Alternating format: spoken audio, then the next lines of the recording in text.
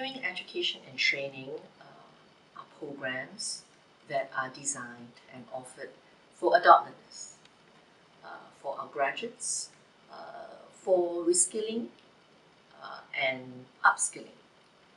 The Lifelong Learning Initiative is an initiative that has been started by the then Provost, Professor Tan Chai, now President, last year in August 2017. This is because NUS embraces the lifelong learning movement, which is a national movement in Singapore, and we want to encourage our alumni to return to the classroom for the purposes of reskilling and upskilling, so that they will be able to continue to contribute meaningfully in their jobs and to the Singapore economy and society at large. So continuing from the very positive response that NUS has received for the Lifelong Learning Initiative, first rolled out in 2017, we are very encouraged by the response. And this year, in March, we announced the launch of a new program. This program is the NUS Lifelong Learners Program. We are saying to our students that their enrollment will not be just 4 years of undergraduate, but stretch to a period of 20 years. And we say to our alumni, please come back to NUS.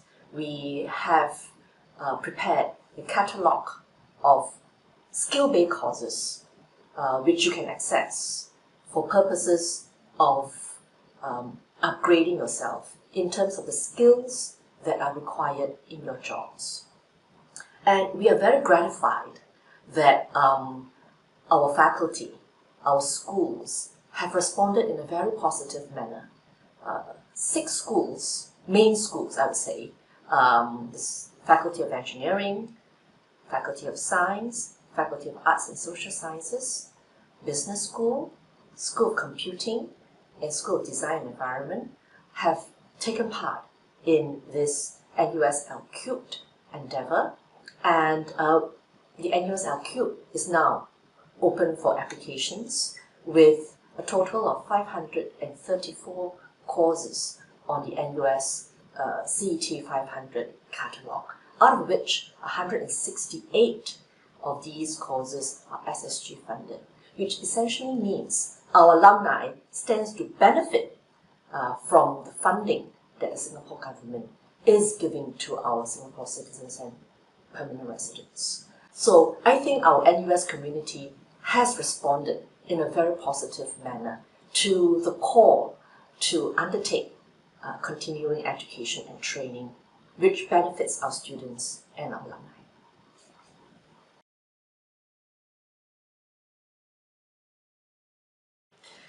From the supply side, what NUS is offering would be both academic modules.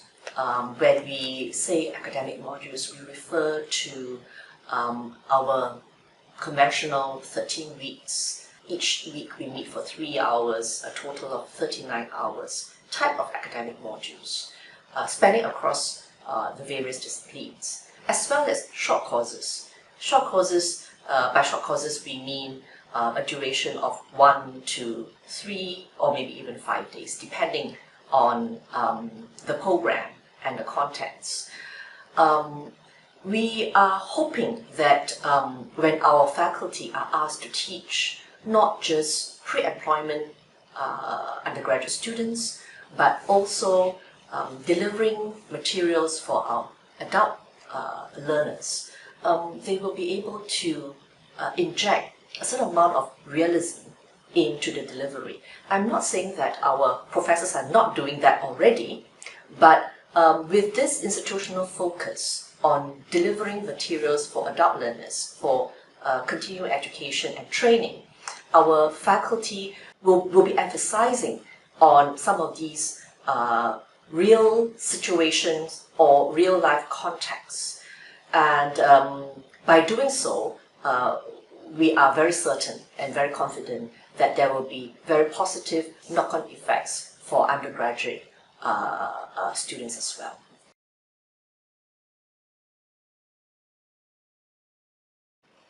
Not all the courses will be a mix of PET and CET. We do think that for certain disciplines and for certain contents, it may be more effective and optimal for PET and CET students to be in the same classroom. Whereas in other disciplines and probably in other areas, it might be more beneficial that we conduct special courses or modules for CET and special ones for our PET students. But in any case, we are embarking on a new education model. There are a lot of things that we do not know as yet. We are certainly trying to find out what would be the optimal model and the best form of delivery for the materials to our students and alumni. To me, a typical CET, the profile of a typical CET student would be perhaps someone that has graduated at least 5 to 6 years. Because we imagine that, when they first graduate, they'll be busy with many of the other matters, important matters in their life. I think they will want to work. I think they want to concentrate on perhaps achieving certain goals in their careers. Probably after 5 to 6 years, they may come to a milestone where they think that upscaling, reskilling would be something they're looking for. So I would imagine that a typical CET student would be in that age group, and we hope that more of these alumni and as well as the public would access the kind of skill-based courses that we are preparing for them.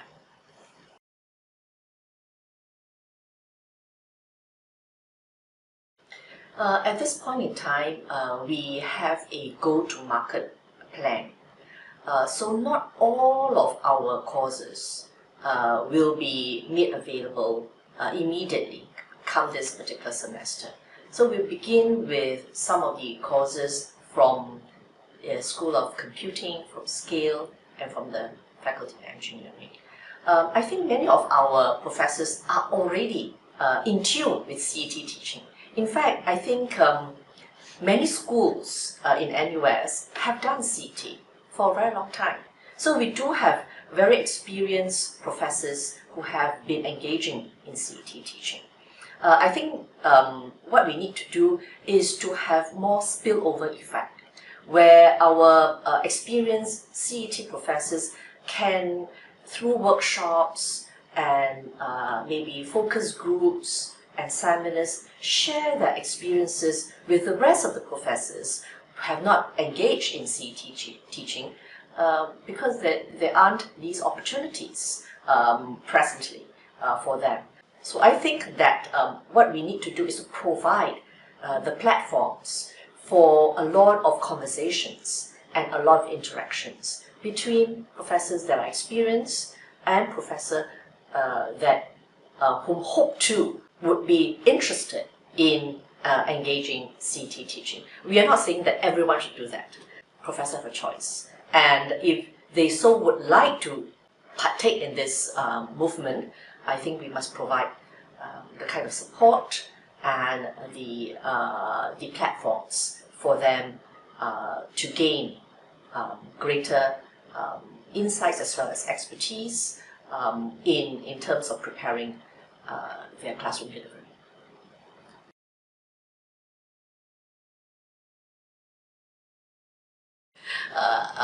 I think the new education model that we are proposing, embracing the CET movement,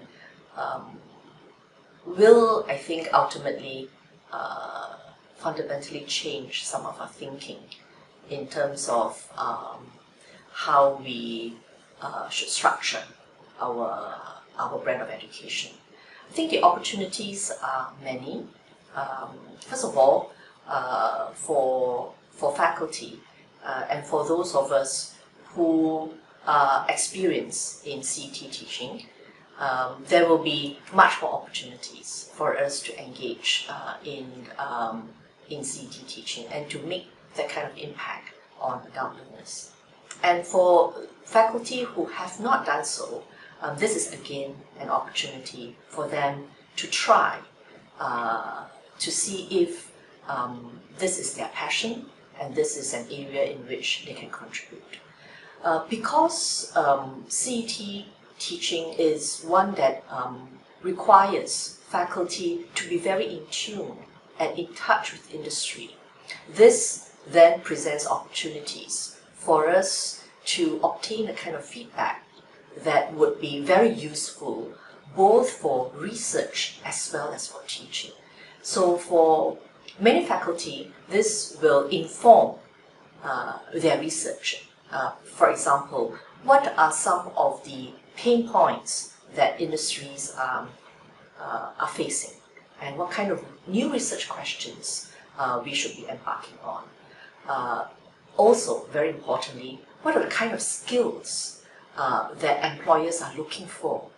By having a better understanding of what is required, we are actually in a position to better prepare our graduates for the future and truly give meaning to the term future-ready graduates. So in terms of opportunities, there are many. And for the institution, this is an opportunity for us too to rethink the education model, to engage in teaching innovation, to challenge ourselves, given the kind of disruptions that we are seeing in the macro environment that have been brought about by big data, by e-payments, by AI, by computing powers, the internet, and so on.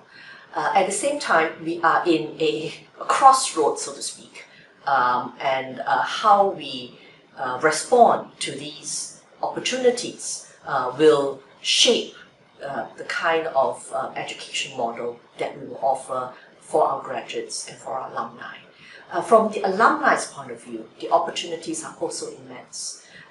We see that through this new education model, there will be, personally I foresee, better integration vertically in our alumni because alumni will come back and they will be interacting with their seniors as well as their juniors. So vertical integration is something that we see, and this is important for alumni in terms of their networking, in terms of the kind of support they will get. And then we also will be able to see some horizontal integration in our alumni, because now they are able to take courses through the NUS L-Cube, not only in their own parent faculty, but they're able to cross over to other faculties and other disciplines.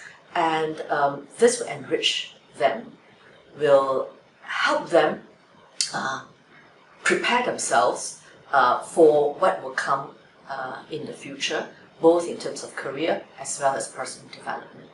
So I think there are many benefits to be reaped, but at the same time, the challenges are also immense, because we are innovating, and innovation is always messy, and we need our faculty and our students and alumni to come together to overcome these challenges, whether the challenges are in the form of existing framework, changing to one that can accommodate this new breadth of education, the policies that we need to put in place, the support that we have to give our faculty to reinforce our educators so that they are able to deliver the kind of programs that will be well received by our students and alumni.